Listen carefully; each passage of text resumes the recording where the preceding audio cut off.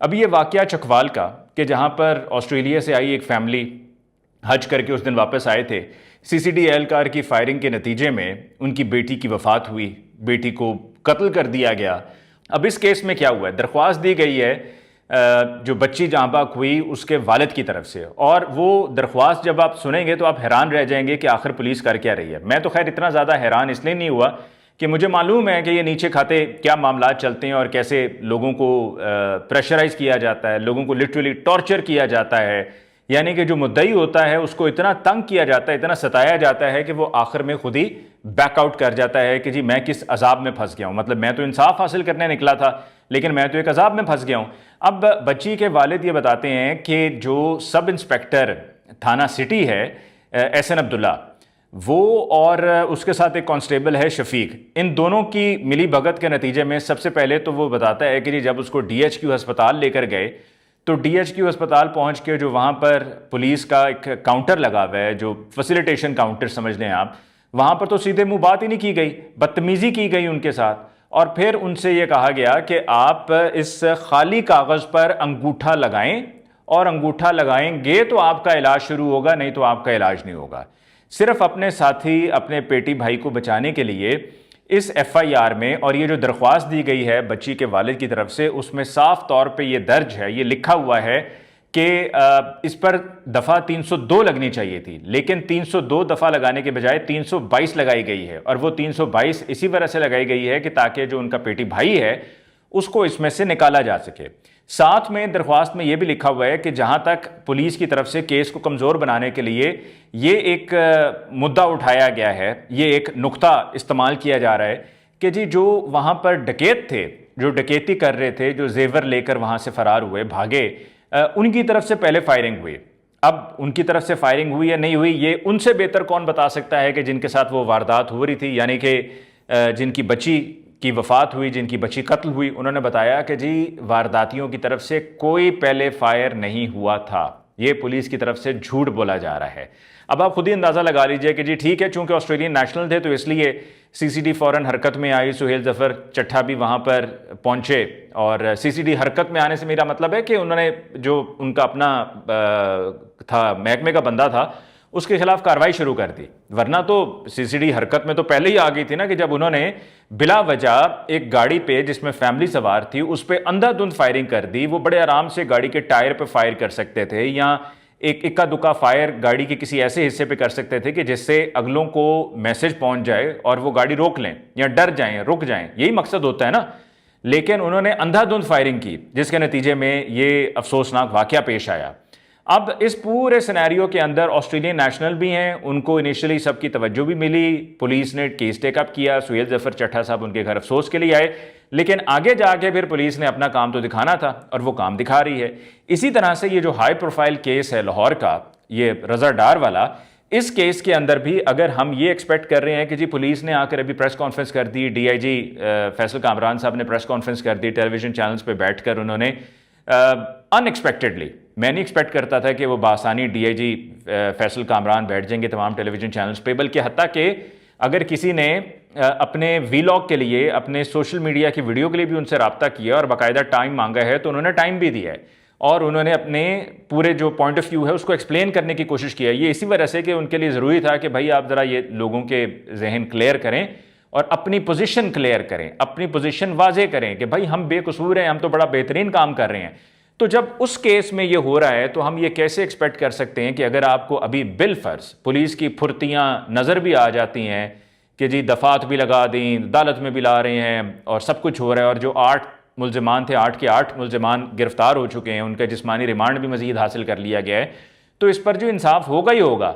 जनाब इस पर इंसाफ कैसे हो सकता है? मैंने आपको एक पहले मिसाल दे दी है, उस मिसाल को ही सामने रखकर अगर आप सोच लें तो आपको वाज़ेह हो जाएगा, दूध का दूध और पानी का पानी हो जाएगा कि भाई आखिर होना क्या है। इवेंचुअली यही होना है कि जब मामला कुछ दिन गुजर जाने के बाद ठंडा पड़ जाएगा, और जो ठंडा पड़ना शुरू हो चुका है तो बस फिर ये कभी कभी किसी ना किसी टेलीविजन में या किसी ना किसी वीडियो में डिस्कस हो जाया करेगा, उसके अलावा कुछ नहीं, और फिर इसको आहिस्ता आहिस्ता मैनेज कर लिया जाएगा।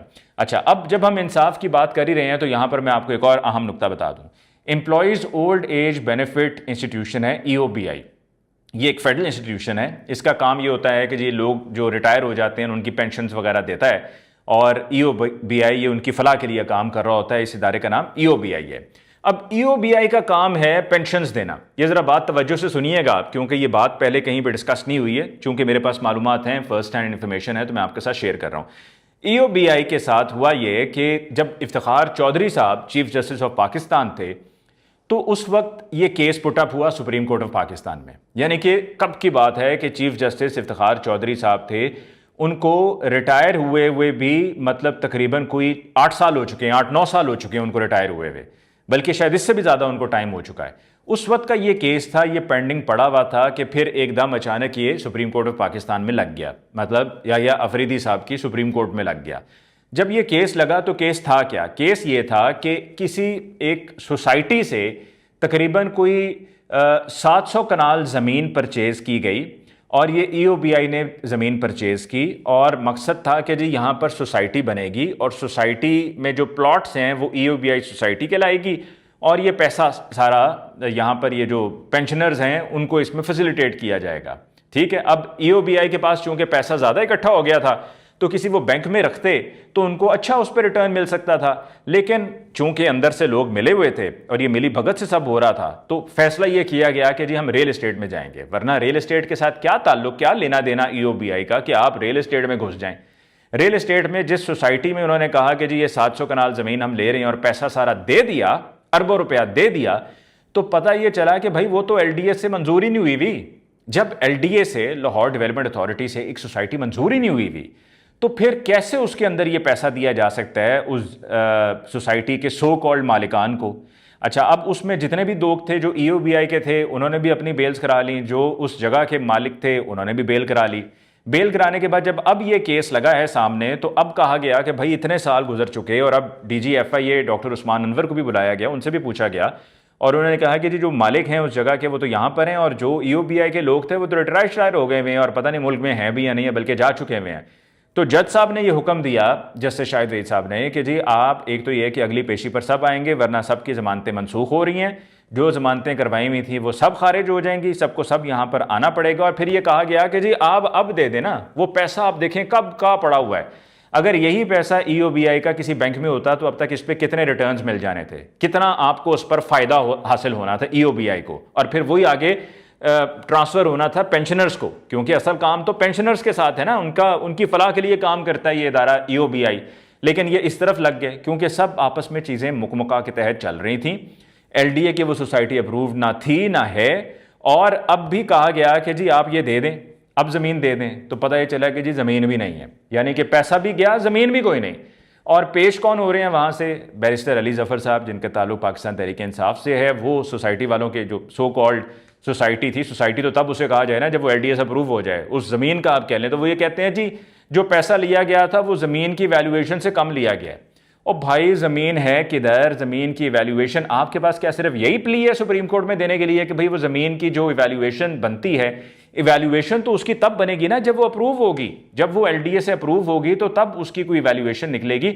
अभी आप उसको किस बुनियाद की इवैल्यूएशन पर बात कर रहे हैं? और दूसरा ये है कि वो पैसा आपने ज़मीन नहीं दी है, ज़मीन उनको नहीं मिली है, वो पैसा EOBI को वापस जाना चाहिए। और इतने साल गुजर जाने के बाद भी कि जब वो पैसा जो है वो कई गुना ज़्यादा बढ़ जाना था अगर कहीं किसी बैंक में रखा गया होता, तो इन्हीं सरकारी बाबुओं की मिली भगत और इनकी करप्शन और इनके करप्ट माइंडसेट की वजह से वो सारा कुछ वहाँ पर लगा दिया गया, उस सोसाइटी में अनअप्रूव्ड जगह पे, जो कि अप्रूव्ड ही नहीं हुई थी। सोसाइटी भी नहीं कहना चाहिए, मैं बार बार उसको सोसाइटी कह रहा हूँ, वो सोसाइटी तो थी नहीं ना, अप्रूव होगी तो सोसाइटी होगी। उन लोगों को दे दिया जिनके साथ आपने मामलात अपने तय किए हुए थे, अपना किकबैक्स रखा हुआ था, और उसी के नतीजे में सब कुछ हुआ है। क्योंकि अगर इसमें किकबैक्स नहीं थे तो फिर इसमें और क्या था?